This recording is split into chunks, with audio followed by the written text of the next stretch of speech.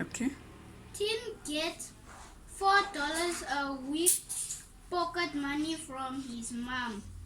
He buys chocolate ice cream or some other stuff.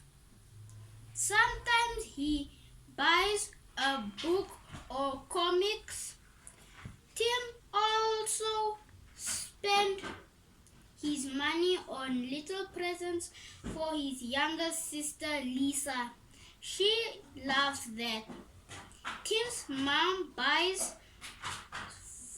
for his pays for his school stuff, and when he goes to the cinema or swimming, his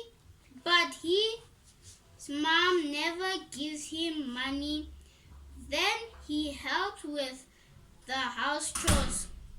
Or when he gets good marks, Tim gets money for his birthday and at Christmas. He saves his money.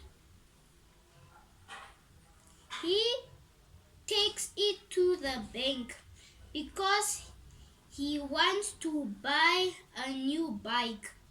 Most of his friends get more pocket money than Tim does, but he thinks that's okay.